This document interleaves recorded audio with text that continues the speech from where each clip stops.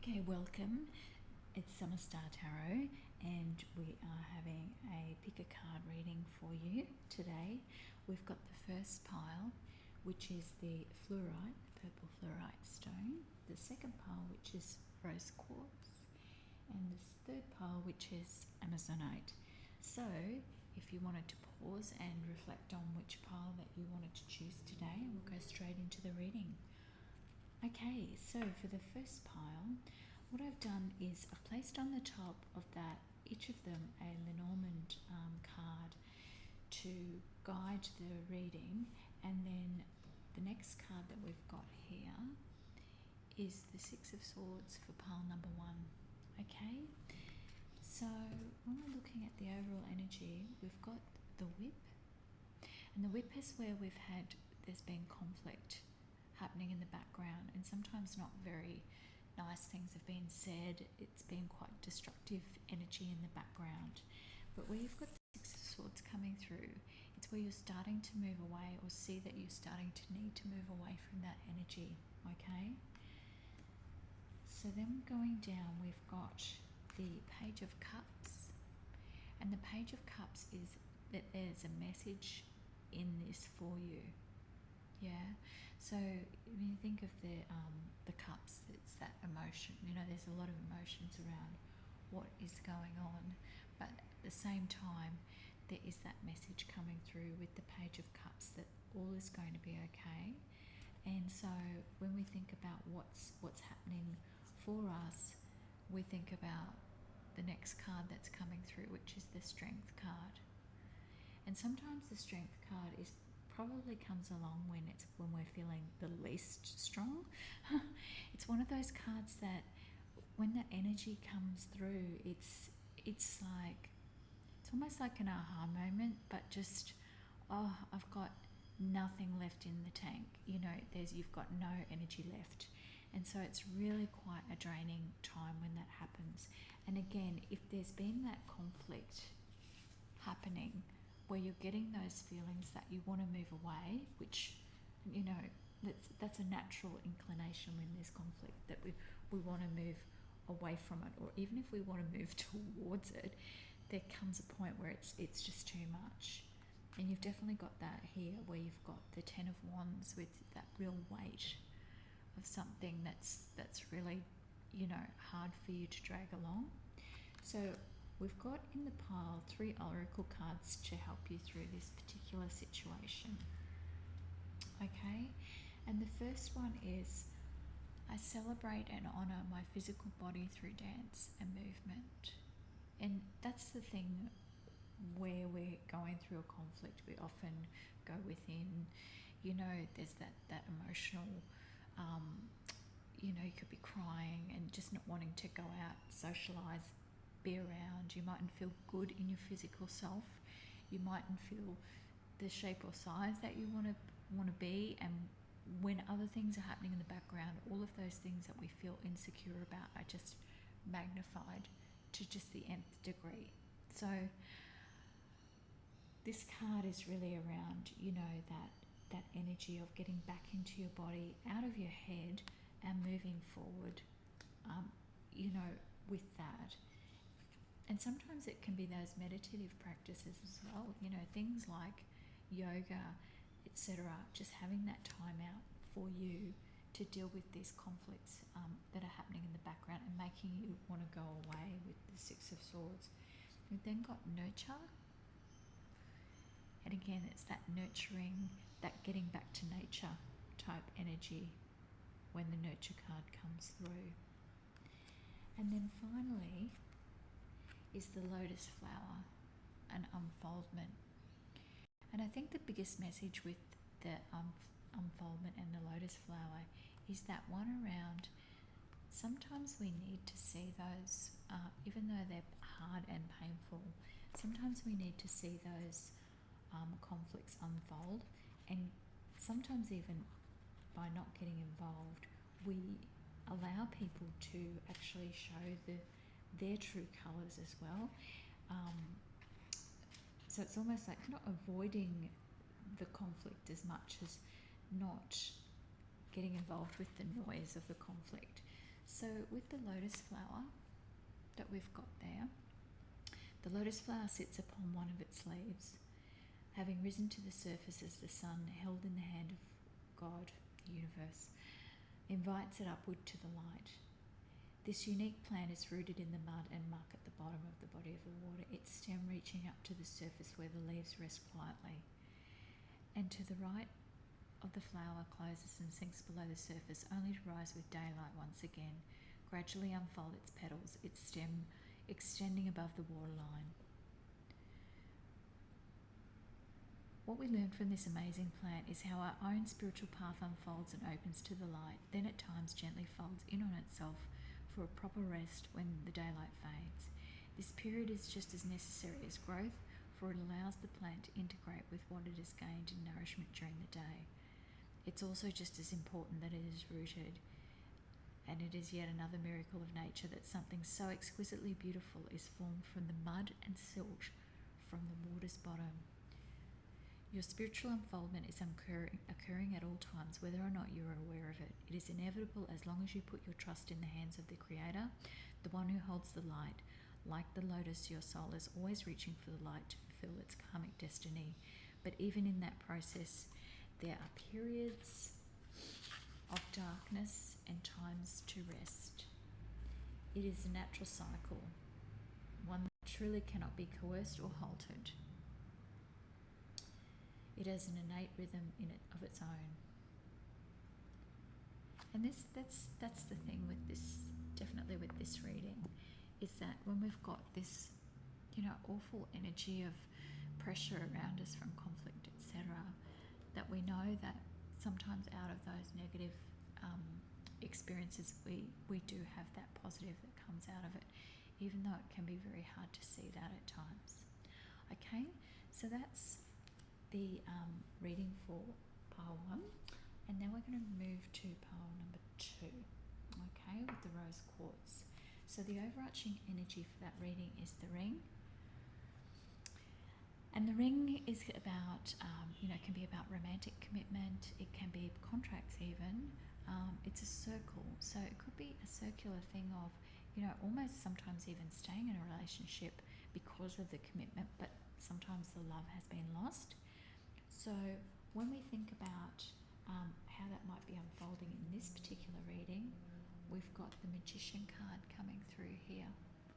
Okay, so the Magician card is around you stepping into your power and this commitment coming through, right?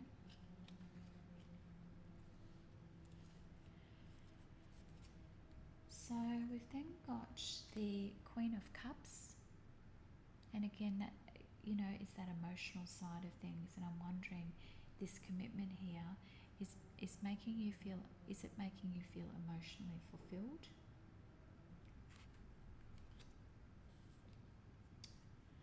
We've got the Six of Cups.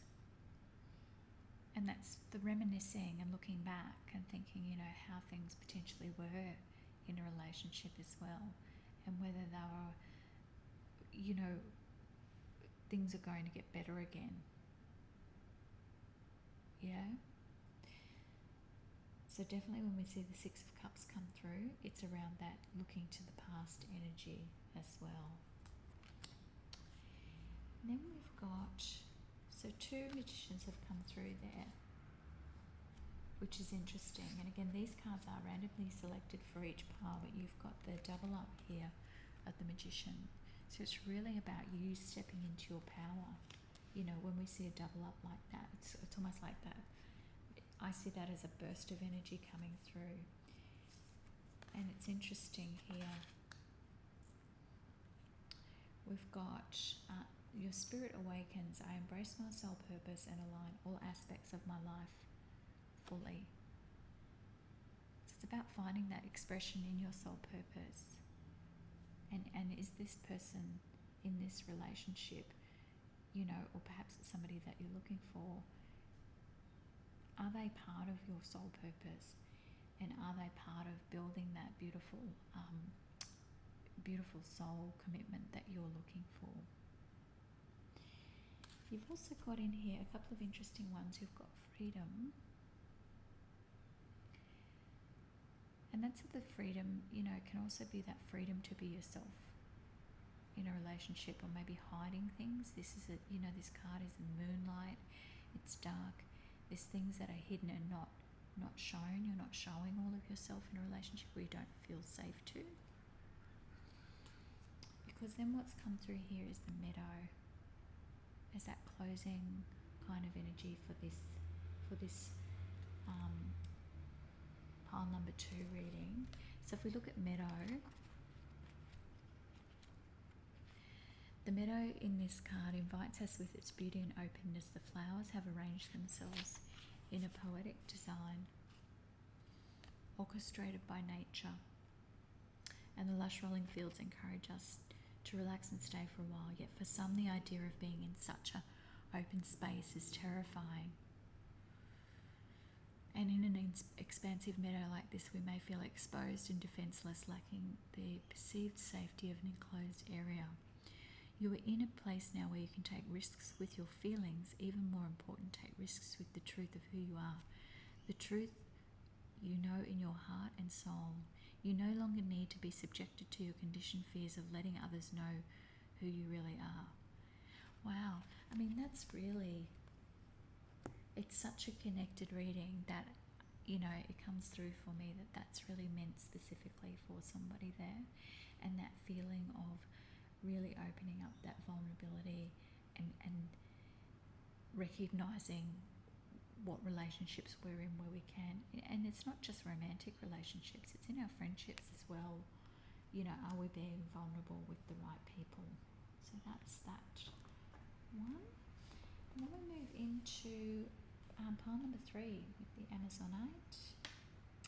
We've got the overarching energy for this one is the bouquet, which is a beautiful card. It's that real lushness and openness of nature coming through here. So let's see what this is all about. So we've got here the Fool, which again really is into that starting again, taking a fresh look at things, fresh eyes kind of thing. And definitely with the bouquet, with that flourishing, things are looking quite promising from that perspective. We've got the Four of Cups here on the 3rd pile. And sometimes that's where we're not, if we're not quite in this or ready for this energy yet, what are we missing? What is something that we are not perhaps seeing, or it could be someone around us that we're not recognizing is there to help us through a particular situation.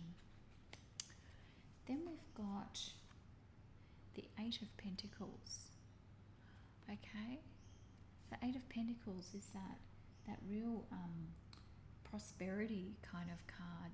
It's about working hard and being really focused on your prosperity here as well, and a bit like that garden, about that laying down those foundations and focusing on that. You're not seeing that there's potential, and it could be in business, manifesting that abundance type attitude. Is really positive energy coming through in this third pile here. So we've got the Moon, and again that intuition about what you need to be seeking out there in that purpose. You'll hear birds in the background, they're going quite crazy. Okay, and this is Spark of Divine. I reignite the divine spark within me and recognize I am part of all creation, which is we are part of the garden that is here. We are meant to flourish. There's no doubt about it, even though at times we may not feel like it. We've got divine protection. So it's a really, spiritual look here about that. You've got that full energy starting again in the garden, and it's just this real, it's almost asking you to go within and ask Spirit for that next question for you that only you can really answer. And then last of all, we've got the ocean, which is that ebb and flow. So let's see what ocean has got here. The the ebb and flow of life is never more clearly represented than the ocean movements. The tides of these great bodies of water rise and fall in regular rhythms, and the waves continue to roll to the shores in endless and varied patterns, just as they have always done for millions of years. These tides and waves maintain a relative predictability unless other unforeseeable forces of nature intervene, which have been known to happen. And this is true. You think about hurricanes and earthquakes and those kinds of things. They can interrupt with that beautiful natural flow, you know, and we are part of that energy as well. And it says here, the important aspect of the art of living is to move with the ebb and flow of your emotions, joining their fluidity but not being captured by it. It's also not necessary to become obsessed with any particular fluctuation or mood or feeling. Isn't that true? They are simply emotions, often activated in ways that are completely beyond your understanding. You have been fighting with the ebb and flow of your feelings, denying your hurt, anger or sorrow, by either attaching yourself to one or the other and nurturing as if it were a child, or smothering your feelings, smoothing over your feelings. But when you attempt to constrict yourself from experiencing your emotions, it's very much like trying to stem the tides that grow even more forceful with every attempt humans make to control them. Allow yourself to swim with these variations rather than resisting them.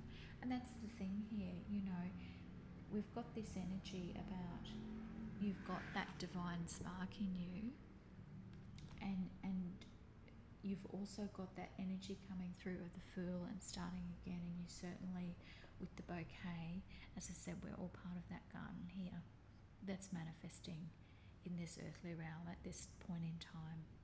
So that's the conclusion of this, the pick a card reading.